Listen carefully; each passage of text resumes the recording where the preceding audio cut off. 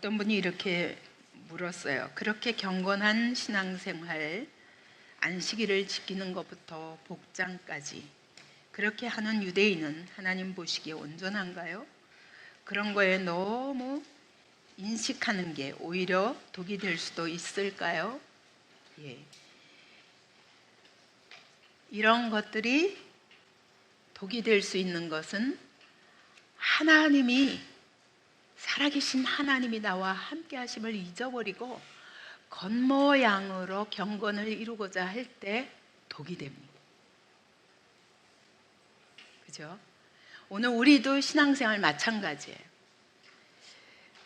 모든 것을 겉에 보이는 것으로 온전하게 하기 위해서 다 겉에 보기에는 온전하게 할 수 있어요. 그러나 거기에 살아계신 하나님이 내 가슴 속에 살아있지 않으면 그런 것이 오히려 우리로 하여금 착각하게 만들고,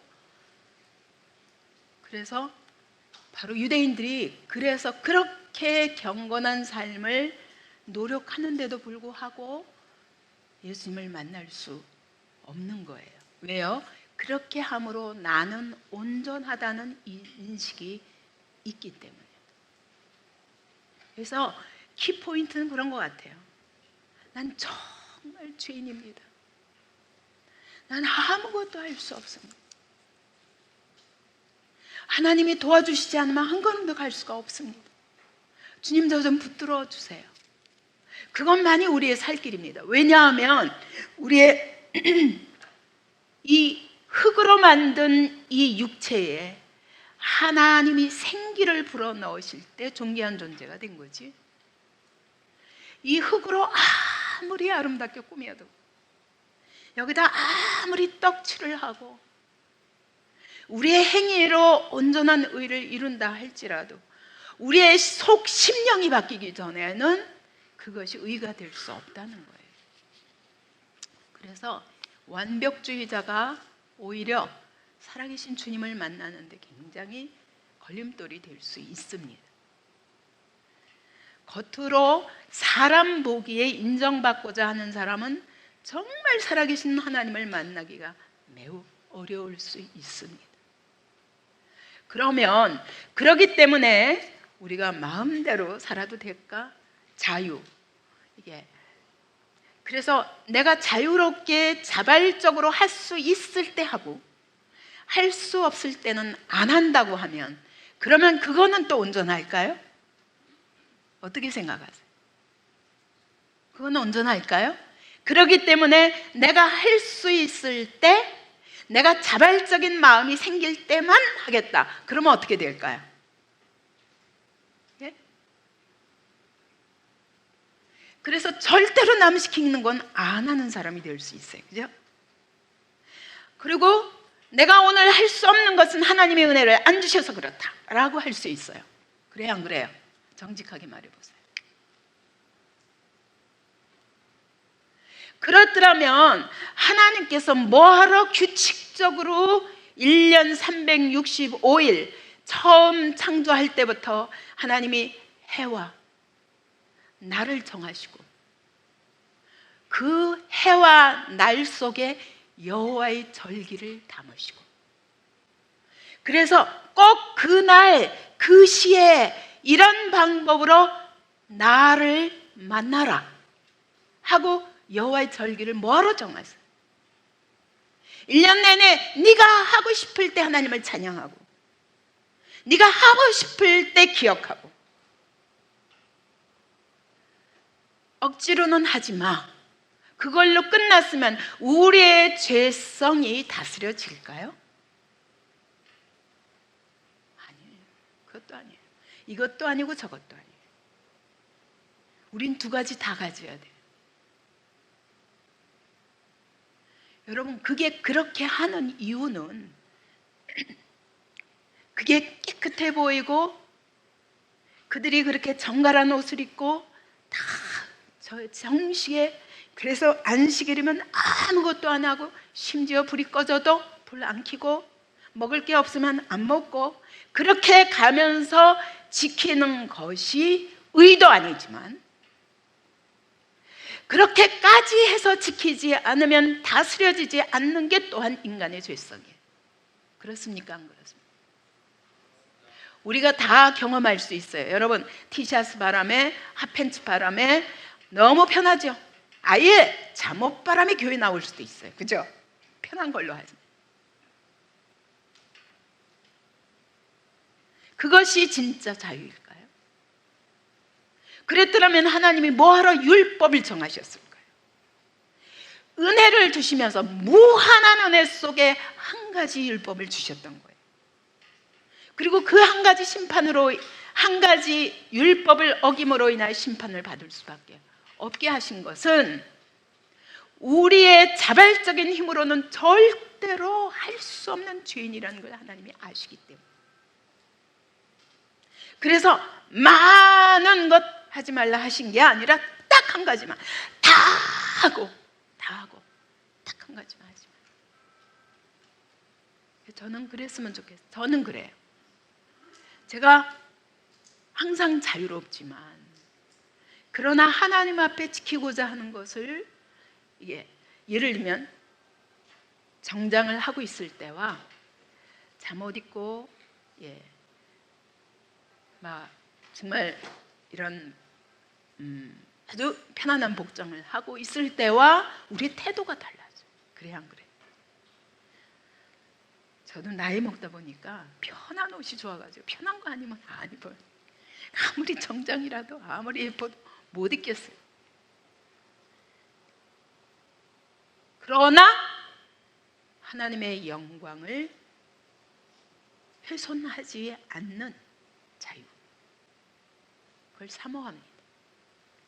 그래서 우리 성도들 보고 막 이렇게 해라 그 얘기가 아니라 우리의 마음에 늘 하나님의 거룩하심을 내 성품과 내 외모와 삶까지도. 저는 원래요, 여러분 잘 모르실 거예요, 제가 전도사가 되고 목회를 시작하기 전에 신학교 전에는 전도자로 살았기 때문에 제가 주일날 이렇게 아이 둘 데리고 연년생 데리고 너무너무 사실 힘든 삶을 살면서 아무도 도와줄 수 없는 그런 환경 속에서, 그럴 때 제가 얼마나 자유로웠는지, 자유롭기도 하고 그 다음에 별 그런 필요를 안 느꼈어요. 그리고 일단 가난하기도 하고. 그래서 저는 절대 돈을 딱 정해놨어요. 15,000원 이상짜리는 어떤 옷도 아무리 아름다워도 안 사요. 그러니까 늘 싸구려에다가 그렇게 하고 다녔어요. 그랬더니 한번 제가 교회 갔더니 그 교회는 전부 사장님, 남편들이 사장님 아니면 정치인 아니면 교수, 뭐 어디에 무슨 지점장, 뭐 이런 엄청난 사회적인 위치를 가지고 있는 그런 사람들이 모이는 교회였어요. 사실 남들이 보기에는 저희 남편도 KBS의 앵커예요. 그죠? 그러니까 마땅히 제가 해야 할 복장과 이게 있다고 생각하는데 저한테는 그게 없었어요. 그래가지고 교회 가더니 한 번은 어떤 집사님이 저를 불러서 이렇게 불러요. 그러더니 좀 걱정이 돼서 그러는데, 남편은 저 KBS의 그 화려한 탤런트들과 아나운서들과 세상에서 최고로 예쁘다는 사람들이 모여있는 그 회사에서 온갖, 더군다나 또 방송에 나오는 사람이기 때문에 항상 깔끔하게, 항상 완전한 복장으로 그러고 다니는데, 부인인 당신을 보면 꼭 파출부 같아. 그래가지고 되겠어, 걱정돼. 그리고 저한테 사실은 자기 진심으로 하는 말이라고. 그럴 만큼 제가 외모에 신경을 안 쓰는 사람. 대학 다닐 적에도 이렇게 기어 입고 다녔어요. 전 그게 부끄럽지 않았어요. 그런 게 본질이 아니기 때문에. 그래서 아주 유명했어요, 학교에서. 여자 같지 않은 여학생. 그런데 제가 언제부터 바뀌기 시작했냐면, 제가 전도자로 살아도 저는 그런 게 훨씬 자유로웠어요. 왜냐하면 난 가난하면 가난한 대로 살 것이고, 내가 겉을 꾸며서 뭘 할 수 있는 일은 없다고 생각하고, 내 분수에 맞게 사는 게 합당하다고 생각하고, 남편은 방송에 나가니까 내가 최대한 남편은 그렇게 해줘야 되지만, 또 전도자로서 오히려 가난한 자나 부자나 누구나 편한 대상이 될 수 있다는 생각 때문에 절대로 저를 안 꾸몄어요. 화장도 안 하고 다녔어요. 그랬는데 제가 언제부터 꾸미기 시작했냐면, 꾸민다는 것도 저는 억지로는 안 해요. 내 가능한 범위 안에서. 그런데 제가 사역자가 되고 나니까 교회 안에서 강단에 서야 되는데, 그래서 그때부터 제가 옷도 정장을 사야 되고 입어야 될 때가 있고, 하나님의 영광과, 왜냐하면 예수 믿는 사람이 왜 저렇게 가난해, 예수 믿는 사람이 뭐 저렇게 추해, 그 자리는 가지 말아야 되니까. 그래서 하나님의 사역자로서 최대한 하나님의 영광을 가리지 않는, 사실 그래서 또 좋은 옷도 못 입어요. 왜냐면 그것이, 예를 들면 제가 설교하는데 너무 옷이 예뻐가지고 여러분 옷 때문에 설교가 하나도 안 들어온다, 그것도 안 돼요. 그죠? 그러다 보니까 맨날 시커먼 거나 하얀 거나 그렇게 되는데, 저는 그것이 하나님 앞에 또 하나님의 영광을 드러내는 일에 절대로 훼손되지 않는 선이 제 안에는 있어요. 그런 제한을 받으며 살아요. 아무리 내가 예쁘게 비싼 옷을 입고 싶어도, 또 입을 수 있다 해도 안 해요. 하나님의 영광을 절대 가리지 않고, 사람보다 옷이 더 튀어나면 거기서 끝나요. 그런 저 나름대로의 선이 있어요. 그러는 이유는, 여러분, 우리의 겉이나 속이나 다 하나님 앞에서 하기를 원해서 그래요. 그래서 우리가 거룩한 복장, 그렇게 하고자 하는 것도 하나님 앞에 그렇게 하고 싶어서 하는 것이 되기를 원해요. 모든 그리스도인들이 이제 그것이 제가 이제 유대인들이 어떻게 철저히 하나님 말씀 앞에서 자기 삶을 절제하는가를 얘기하는데, 그것이 저는 다 옳다라는 의미에서 하는 건 아니에요. 근데 그들이 가지고 있는 경건도 우리에게 없다면 당신이 믿는 예수가 누구냐, 난 묻고 싶어요. 당신을 위하여 십자가에 못 박혀 죽으신 그 예수 그리스도가 정말 당신의 예수 그리스도가 맞습니까? 묻고 싶어요.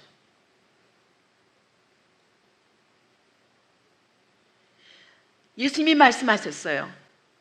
너희가 바리새인과 서기관의 의보다 낫지 아니하면 결코 천국에 들어가지 못하느니라. 무슨 말이에요? 바리새인과 서기관보다 더 나은 의가 무엇입니까? 그들은 겉을 꾸미지만 하나님이 네 속을 무얼 하든지 하나님의 영광을 위하여 하라. 먹든지 무엇을 하든지 마시든지, 마시는 것도 하나님의 영광을 위해서. 그래서 먹어야 될 게 있고 안 먹어야 될 게 있는 거예요. 먹든지 다 먹을 수 있어요. 그러나 하나님의 영광에 방해되는 건 안 먹어요. 무엇을 하든지 하나님의 영광을 위해서 하라.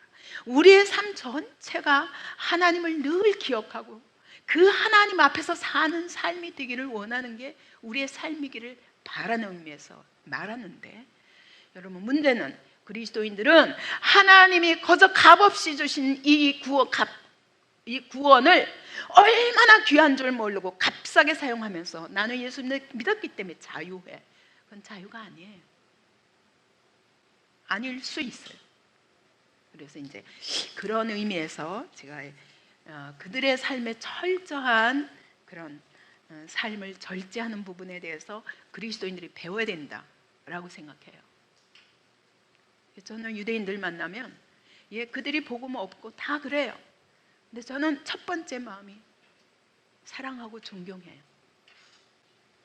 복음이 없는데도 저렇게 할 수 있는 그것이 너무 존경스러워요. 그런 고백을 해요. 그럼 그들이 이렇게 마음의 문을 열어요. 왜냐하면 그리스도인들이 자기들을 어떻게 생각하는지도 그들도 알고, 그들은 그리스도인들을 또 경멸하거든요.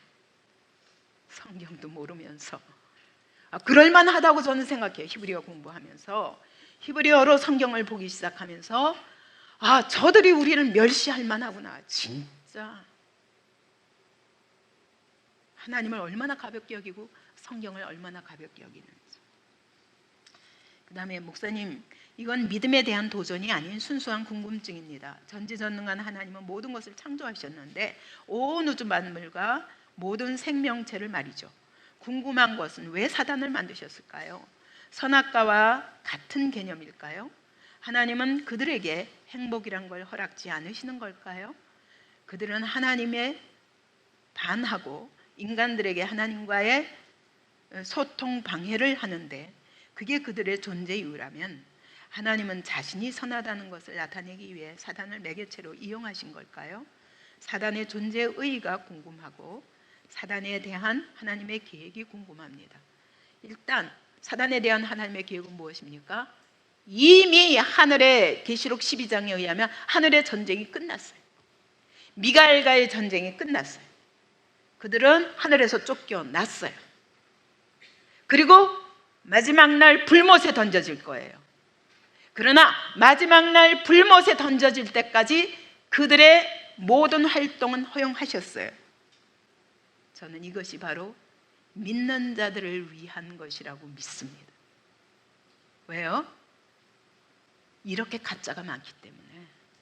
우리가 걸핏하면 여러분, 하나님도 속여요. 자기 자신도 속여요. 남은 물론이거니와 얼마든지 속이고 위장할 수 있는 기막힌 간교함이 또 우리 안에 있거든요. 사단은 절대로 우리를 망하게 하지는 못해요. 근데 우리에게 망할 생각을 갖다 줄 수는 있어요. 그죠? 그것만 하고 끝나는 거예요. 그것만 하고 싹 빠진다고 그랬죠, 제가. 그죠? 안 죽어. 안 죽어. 그것도 봐가지고 처음부터 안 죽어 그러면요, 이건 무슨 소리야 이럴 수 있잖아요. 그러니까 하나님이 모든 나무 실과를 먹지 말라 하시더냐. 이제 바로 오늘 이 시간이 이제 할 거 아니에요. 그죠? 그래서 이제 그때 가서 설명하겠지만, 여러분 다시 말하면 선악과는 이거예요. 내가 영생을 준비했는데, 내가 너를 위해서 영생을 계획했는데 요거 한 가지만 하지 마 라고 하셨잖아요. 근데 그거를 진짜 안 하는 사람은 어떤 사람이에요?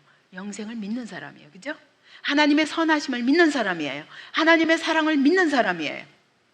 그러나 그것을 설마 그러겠어? 라고 하는 사람이라면 여러분 언제든지 먹을 수 있어요. 사단이 얼마든지 틈탈 수 있도록 문을 열어놓는 거예요. 여러분 결혼할 때 그냥 결혼해요? 이 남자가 사랑한다 그러면 그냥 그래 결혼합시다 해요? 이 남자가 진짜인가 아닌가, 이 여자가 진짜인가 아닌가 끊임없이 시험해서 정말 그렇구나, 하나님이 주신 짝이구나 해야 결혼하죠. 그죠? 여러분은 결혼할 때 시험 안 해요? 심지어 부모 사랑까지 끊임없이 시험하잖아요. 그죠? 진짜 우리 부모가 나를 사랑하시나? 라고 하면서 하나님이 우리를 시험하시는 게 당연하지 않아요? 그 영원한 나라에 그 위선과 거짓을 가지고 들어가야 돼요? 허락하시겠어요? 그 흠없는 나라에 여기서도 되었는데, 전 너무 하나님이 시험하시는데 그걸 10가지도 아니고 딱 한 가지만 시험하셔요.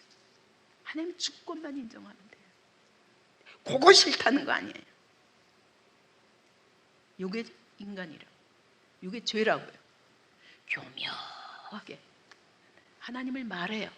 그러나 절대 주권 앞에 순복하지는 못해요. 이런 사람들 그냥 천국 들어갈 줄 알아요? 하나님이 시험을 통해서 우리를 시험하실 뿐만 아니라 자격이 안 돼도 내버려 두시면서 고생하게 하세요. 시큰 고생하다가 다시 돌아오면 그때 또 받아주세요. 또 여전히 아니야, 또 내버려 두세요. 내가 선택하는 걸 말리지는 않으세요. 이거를 언제까지? 주님 앞에 갈 때까지. 그래서 가인에게도 표를 주시는 거예요. 라멕 같은 사람도 죽지 않고 이 땅에서 성공하고 살도록 내버려 두시는 거예요.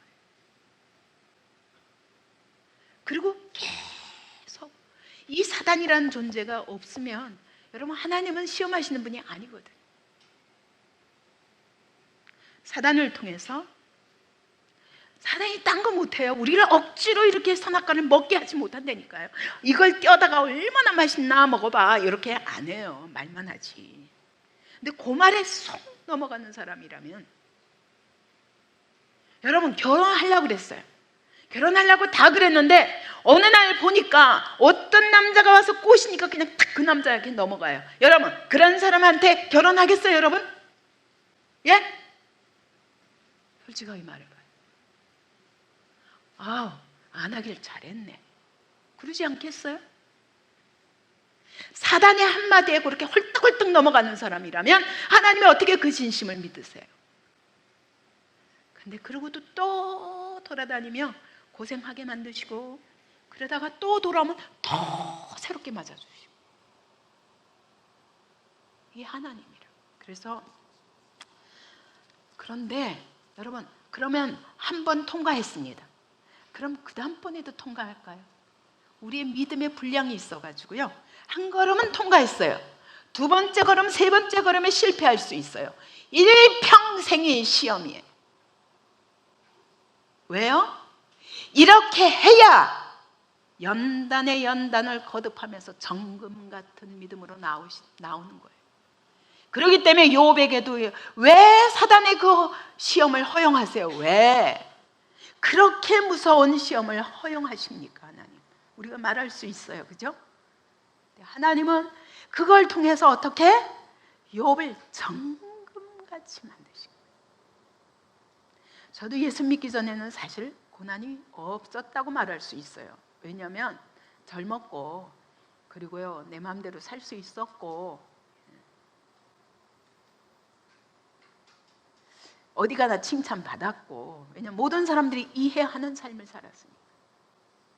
예수 믿고 나서 끊임없이 어디 가도 모든 사람이 나를 정상으로 받아줄 수가 없어요. 미쳤다고 말하죠. 난 내가 왜 이런 삶을 살아? 심지어 교회 와도 미쳤대요, 저보고. 내가 왜 이러지? 내가 정말 문제가 있는 거 아닐까? 끊임없이 그랬어. 근데 이 교회가 여기 오기까지도 교회를 끊임없이 시험했어요, 사단이. 뒤집어지고 엎어지게 하셨어요. 이단이라고까지 정죄하고요. 그 모든 과정을 저는 하나님이 아시니까. 알고 보니까 그 모든 시험이 그때는 그 사람인 줄 알았어. 근데 사단이었어. 근데 하나님이 왜 허용하셨을까? 저를 하나님이 원하시는 믿음의 분량까지 키우시기 위해서. 아멘. 절대 하나님은, 여러분, 진짜는 시험에 넘어지지 않아요. 그 시험 속에서 하나님이 연단하셔서 정금 같은 믿음으로 만드시는 것이 하나님의 계획이에요. 그렇기 때문에 욥이 더 이상 견딜 수 없을 때 짠 하고 나타나시더니, 욥아, 폭풍 가운데 나타나셔서 말씀하시는 거예요. 내가 이 땅에 기초를 넣을 때 너 어디 있었어? 그리고 쫙 창세기 38장 보면 이 창세기의 모든 내용들을 말씀하시는, 네가 세상을 창조했어? 내가 창조할 때 너 있었어? 내가 너의 동의를 구하고 이 세상을 창조했냐? 물으시는 거죠. 넌 피조물이야. 아멘 하고 복종하면 하나님이 나머지 다 책임지시는데, 그래 놓고 그 시험이 끝나자마자 2배로 축복하시는 거예요. 아멘. 와, 이게 비밀이에요. 그래서요, 욥기의 시험을 통과해야 돼요. 통과해야 돼요. 그것은 하나님이 우리를 향한 축복이에요. 정금같이 여기서 준비시킨 자들은 반드시 하나님 나라의 영원한 상이 있습니다. 그죠? 이게 하나님의 사랑이에요. 저는 사단을 이렇게 허용하신 것은 하나님의 말할 수 없는 우리를 향한 사랑이다. 하나님 여기서 들어 누워서 좋은 침대에서 고기나 팡팡 먹고 살만 펑펑 찌고 그렇게 편안하고 전혀 걱정 없다가 하나님 나라 오면 못 쓴다는 거 아세요? 못 써요. 얼마나 부패했는데. 그래서 하나님이 이 땅은요, 그래서 광야학교라고 그러잖아요. 인생을 광야학교예요. 광야에서 이스라엘 백성을 가나안 땅까지 데려가시기 위해서 애굽 건너자마자 홍해를 가르면서 건너게 하셨지만, 그러나 광야 시험이 있어요. 먹을 것, 마실 것, 한 걸음 한 걸음 그분을 의지하지 않고는 한 걸음도 걸을 수 없는 환경을 허락하죠. 왜요? 왜 하나님 심술구 주세요? 그냥 가나안 땅으로 탁 데려가면 되잖아요. 그래가지고 그 나라가 하나님 나라가 안 되기 때문에 또다시 엉망 만드시겠어요? 하나님이? 천국도 새하늘과 새 땅을 또 이 더러운 땅으로 또 만드시겠어요? 완전하신 하나님이? 그래서 저는 저도 똑같은 질문을 가지고 끊임없이 하나님께 질문했지만, 저는 가면 갈수록 신앙생활 할수록 사단을 허용하시고 오늘 우리의 삶에 끊임없는 시험이 있는 것은 하나님의 말할 수 없는 사랑이구나. 왜요? 하나님이 나에게 원하시는 분량이 그냥 요거 한 단계 넘었어? 1단계로 끝나. 그래, 너는 그냥 1단계 끝나고 편안하게 살아. 이렇게 하시지 않고 2단계, 3단계, 4단계 하면서 계속 나를 더 한 걸음 높이 그렇게 인도하시는 하나님께 감사해요. 아멘. 여러분의 인생도 마찬가지예요. 왜 하나님이 나에게 이런 고생을 허락하십니까? 그러지 마시고, 여러분, 이 모든 시험에 선한 의도를 가지고 시작하셨으니 끝까지 따라가겠습니다. 왜요? 주님은 한계가 없으세요. 내가 믿고 순종하는 것만큼 더 높은 단계까지 우리를 인도하세요. 아멘.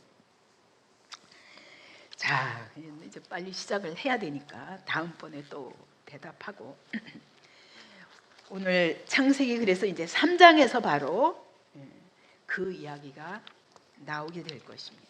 자, 창세기 3장으로 들어갑니다. 그런데 뱀은 그랬어요. 바나하쉬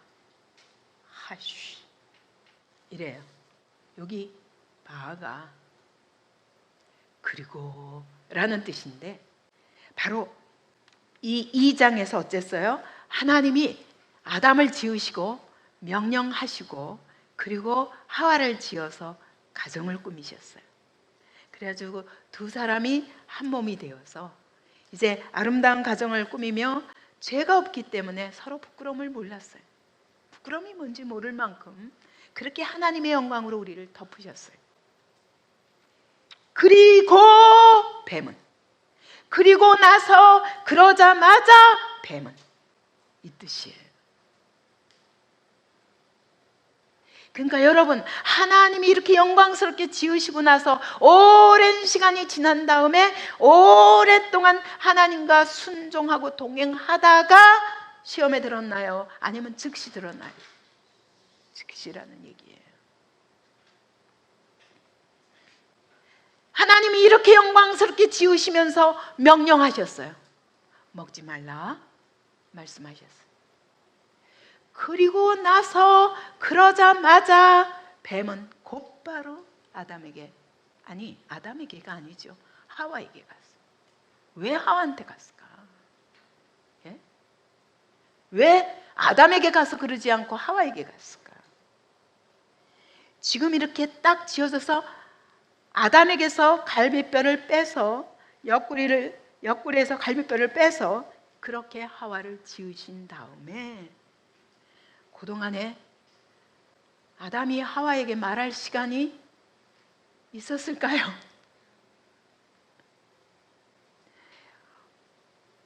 그렇게 충분한 시간이 없었을 것 같아요. 왜냐하면 하나님이 이 갈비뼈를 딱 찢어가지고 그래서 이게 하와를 만드셨는데 딱 보니까 오, 내 뼈 중에 뼈요. 살 중에 살이구나. 그동안에 혼자였는데 너무너무 내게 합당한 짝이구나. 너무 황홀해가지고요. 딱 잊어버렸어. 글쎄요, 여러분 남편과 아내 사이에도 하나님이 없어도 너무 행복한 거, 이거 위험한 거예요. 그때 사단이 와요. 그래서 이게 아담은 직접 들었지만 하와는 아마 이렇게 설명을 했겠죠. 아담이 이제 하와가 생기고 나서 보여주면서 저기 있지, 동산 중앙에 있는 저 나무 있지, 그 중에 저 선악과는 먹지 말랬어. 먹으면 죽는데. 요 정도 아마 간단하게 얘기했겠죠. 그러니까 이 복음의 심각성이 없는 거예요. 여러분 오늘도 그렇습니다. 누가 예수님이 너를 위해 죽으셨대. 그래? 그러니까 하나님이 너를 사랑하신대. 그래? 이렇게 하고 예수 믿기 시작한 사람은 그 다음에 딱 시험이 오면 넘어질까요? 안 넘어질까요? 넘어져요. 더 쉽단 말이죠. 아담도 넘어졌어요. 근데 더 쉽단 말이죠. 그래서 여러분 아담도 넘어졌다는 얘기는 무슨 얘기냐? 하나님이 아무리 아름다운 짝을 주셔서 감동감화하고 막 행복한 시간이 있었다 할지라도 여러분 하나님 앞에서 같은 마음이 하면 반드시 시험이 와요. 반드시. 그래서 이렇게 이게 뱀이거든. 뱀이. 근데 참 놀랍게도 게마트리아 법칙이라고 요거 하나하나 하면은 숫자가 나오거든요. 이것이 300이고 이것이 8이고 이게 50이거든요. 358이에요. 근데 메시아도 358이에요. 그래서 계속 뱀을 계시록 12장 9절에 보세요. 이 뱀은 그냥 뱀이 아니라 옛뱀, 곧 마귀라고도 하고 사단이라고도 하고 큰 용이라고 그렇게 말하면서 온 천하를 꿰는 자라라고 얘기합니다. 그래서 이게 왜 구태여 뱀을 그렇게 사단의 통로로 이렇게 표현하고 있냐면 이게 같아요. 그래서 노뱀도 그렇잖아요. 노뱀을 달라. 그러면 그 노뱀을 쳐다본 즉 살리라. 아니 뱀하고 사는 거하고 상관이 없잖아요. 근데 하나님은 바로 그리스도가 십자가에 못 박혀 죽으실 것을 그 노뱀으로 표현하는 거예요. 노은 저주거든요. 그래서 예수님이 십자가에서 우리 대신 저주를 받으셨다는 걸 이렇게 표현하는 거거든요. 그래서 그냥 뱀과 이 사단을 이렇게 같이 표현하는 것은 이 글자 수가 같아가지고요. 이게 꼭 메시아를 대적하고 꼭 자기가 메시아인 척하면서 메시아하고 대등하게 자기를 하면서 우리에게 도전하는 거예요. 그러니까 여러분 이건 또 다른 말로 이렇습니다. 이게 뱀이 아니라 이럴 수 있어요. 여러분이요 돈을 너무 좋아해요. 요것 때문에 시험 들고 꼭 요것 때문에 문제가 돼요. 그게 바로 사단의 통로가 된다는 얘기예요. 여러분이 사람의 칭찬을 너무 좋아해요. 이런 사람은 꼭 뱀이 사단이 사용하기가 너무 쉬워요. 어떤 사람은 여자만 보면 그냥 환장해요. 이런 사람은요 꼭 사단이 여자를 통했어요. 이래서 여러분, 이게 뱀 자체가 왜 사단으로 표현됐고 왜 항상 예수님의 십자가하고 연결되는가를 여러분 그렇게 유대인들은 그렇게 이해하는 거죠. 그래서 이 뱀은 그런데 바로 이렇게 지어지자마자 뱀이 딱 접근했어요. 여호와 하나님이 지으신 들짐승 중에 가장 강교하니라 그랬어요. 이 강교가 뭐냐면 사실은 좋은 뜻도 있어요. 영리하고 영악하다는 거예요. 무엇에 영리하고 영악하냐면 상대방의 약점을 기막히게 아는데 영악한 거예요. 그 약점을 딱 파고드는 거예요. 그러니까 여러분, 어떤 사람은요, 나는 잠은 못 이겨, 나 건드리지 마, 뭐 은혜 아니라 별거 있더라도 나 잠자는 거 깨우지 마, 이런 사람은요, 그걸로 딱 끝나요. 그래서 여러분, 우리 안에 어떤 것이라도 세상을 사랑하면 아버지의 사랑이 그 속에 있지 아니하니, 하나님 대신 하나님만큼 하나님보다 더 사랑하는 것들이 항상 사단의 통로라는 거예요. 그죠? 그래서 각 사람이 약점을 너무 잘 알아요, 사단이. 그리고 그걸 탁 건드려요. 그러면 그냥 다 자빠지는 거예요. 다 자빠지는 거예요. 그래서 여러분, 우상 숭배하지 말라, 딴 거 아니에요. 우상 숭배가 뭐예요? 우상은 하나님보다 더 사랑하는 거잖아요. 그죠? 우상 숭배하지 말라. 그 얘기는 바로 그 우상이 무슨 통로가 되기 때문에, 사단이 들어오는 통로가 되기 때문에. 꼭 여기서 뱀만이 아니라 말이죠. 그게 이 글자에서 나타나는 거예요. 그래서 이때 역사한 뱀은 뱀 자체가 아니라 바로 뱀의 통로가 된 도구를 말한다. 그래서 와가지고 딱 한마디만 던지면 돼요. 어떻게? 하나님이 참으로 너에게 동산 모든 나무의 열매를 먹지 말라 하시더냐? 여러분, 이상하잖아요. 이거 왜 물어? 못 먹는다 그러면 끝나지 왜 묻냐고요. 근데 와서도 교묘하게 물어요. 모든 나무 먹지 말래? 그래서 모든 나무를 임의로 마음대로 먹어, 그런데 요거 한 가지만 안 돼를 딱 거기에 딱 걸리도록. 왜 다 안 되는 거야? 왜 하나님이 내 자유를 제한하지? 왜 요건 하지 말래? 다 하라고 하면서 여기에 딱 집중하게 만드는 게, 요게 사단의 계교예요. 요게. 여러분, 하나님이 하지 말라 하면 하지 말라는 것으로 끝나야 되는데, 사단은 와서 딱 한마디만 하면 돼. 모든 나무 먹지 말래? 모든 나무 먹어도 되는데 요거 하나만 왜 먹지 말래? 요래도 또 모르는데 절대 안 해요. 모든 나무 하니까 전혀 부정적인 얘기를 사실 안 하는 것 같이 보이는데, 거기에는 뭐야? 모든 나무 가운데 왜 요것만 제외됐어? 라고 묻는 거예요. 그래가지고 기막히게 하나님께 불평을 가지게 만들어요. 왜 그랬지? 딱 의심하게 만들어요. 이게 사단의 방법이에요. 접근하는 방법이에요. 그래서 이렇게 부정적으로 1단계가 뭐냐? 하나님께 의심을 가지게 만들고, 하나님이 우리에게 제안하신 것에 대해서 왜 하지 말래? 라고 생각하도록 만드는 거예요. 불평을 갖게 만들어요. 이거는 무슨 얘기예요? 일단 하나님의 주권에 대해서 의심하게 만드는 거예요. 왜 이것까지 하지 말아야 돼? 내가 꼭 요거는 왜 안 돼? 하면 안 돼? 왜 안 되는데? 그래서 여러분, 내가 지금 하고 싶은 게 있어요. 그리고 하기 싫은 게 있어요. 근데 하나님이 하기 싫은 걸 하라 하고 싶은 걸 못하게 해요. 그럼 딱 여기서부터 걸리는 거예요. 왜 하지 말래?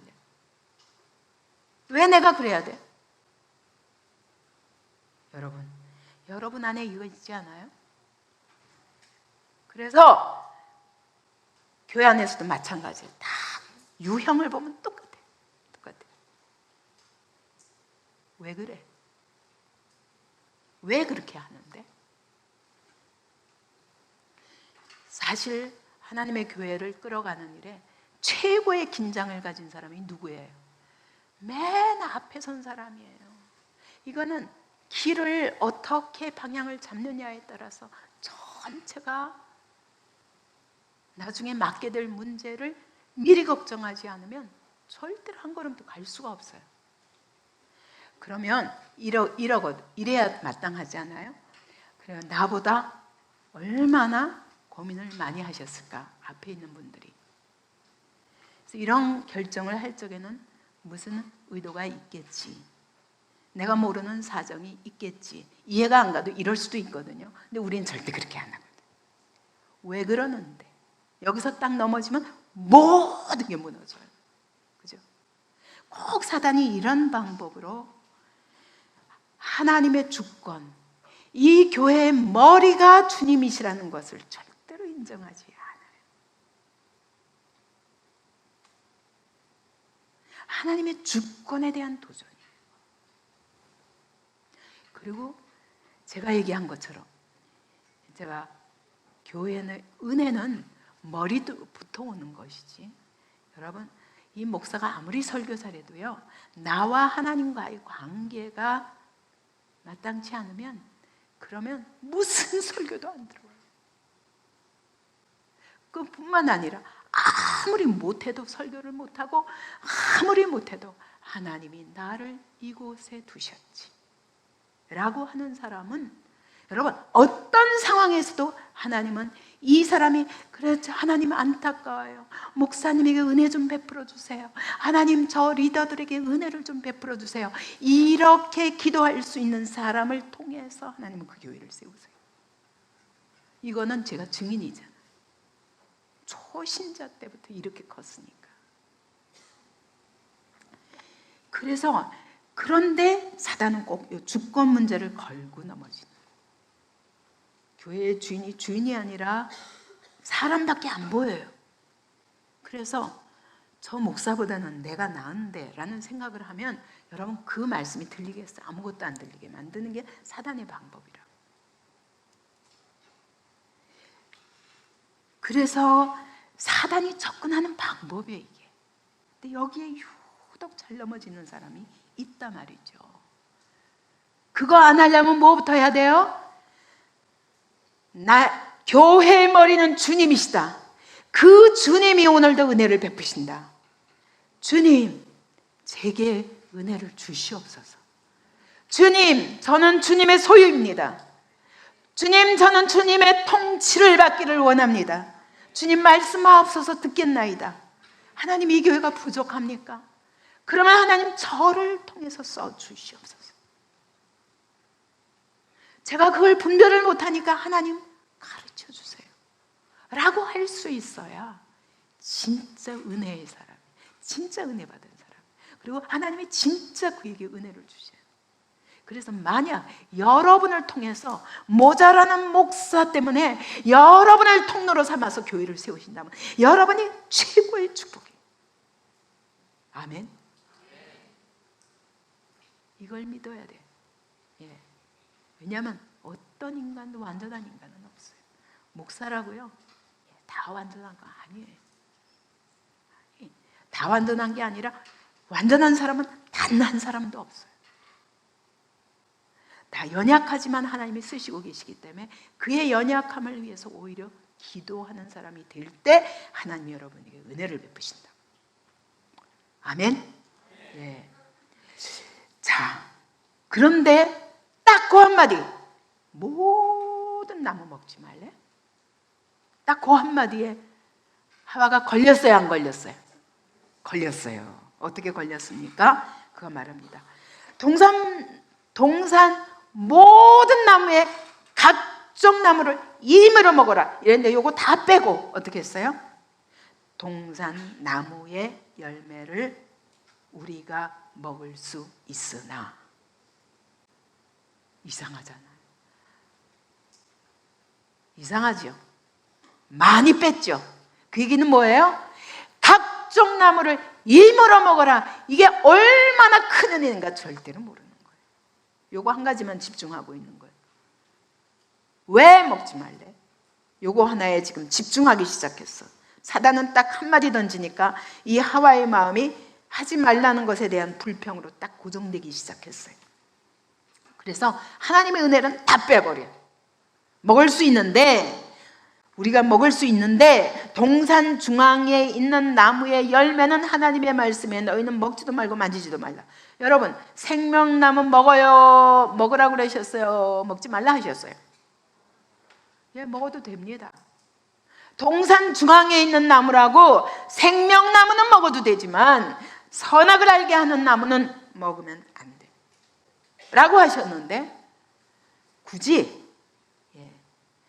동산 중앙에 있는 나무는 열매는 먹을 수 있지만 하나님 말씀에 너희는 먹지도 말고 만지지도 말라. 거기다 더하기까지 해요. 맞아요. 손도 대지 마. 손도 대지 마 이런 뜻이에요. 원어로 하면 그냥 만지지 정도가 아니라 아예 접근 불허 이런 뜻이에요. 그 얘기는 벌써 뭐예요? 딱 거기에만 꽂혀 있는 거예요. 지금 생명나무도 안 보여요. 먹지 말라는 거 요거 하나에 딱 꽂혀 있는 거예요. 그래가지고 거기다가 말씀을 만지지도 말래. 벌써 여기에 마음이 어떻게 간 거예요? 불평으로 딱 굳어지기 시작하는 거죠. 그리고 그 다음에 하는 말이 너희가 죽을까 하노라. 죽을 수도 있고 안 죽을 수도 있는데 어디가 더 비중이 큰 거예요? 예? 안 죽을 수 있다는 데 비중이 있는 거예요. 이게 원어에서는 더 분명해.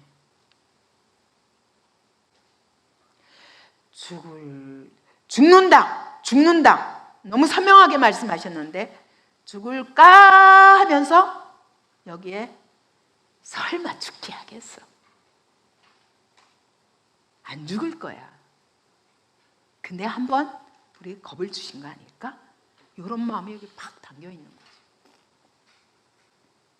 안 죽는다에 더 무게가 간 거예요. 이미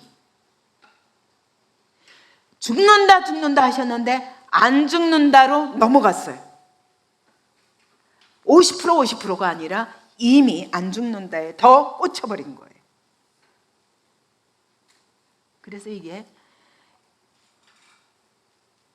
이걸 가리켜서 요한계시록 22장 18절 19절 보십시다. 요한계시록 22장 18절 19절 시작. 내가 이 두루마리의 예언의 말씀을 듣는 모든 사람에게 증언하노니 만일 누구든지 이것들 외에 더하면 하나님이 이 두루마리에 기록된 재앙들을 그에게 더하실 것이요 만일 누구든지 이 두루마리의 예언의 말씀에서 제하여 버리면 하나님이 이 두루마리 책에 기록된 생명나무와 및 거룩한 성의 참여함을 제하여 버리리라. 이건요 하나님이 모든 성경을 이게 창세기부터 계시록까지 다 말씀하시고 맨 끝에 마지막으로 우리에게 경고하시는 거예요.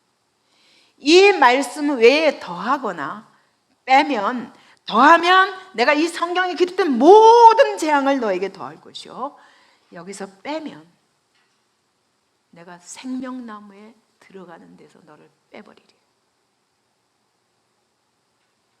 하나님이 이 말씀의 어미함에 대해서 이 말씀은 더할 수도 없고 뺄 수도 없는 완전하신 하나님의 말씀이야. 빼면 내가 생명나무에서 너를 제하여 버릴 거야. 1.1획이라도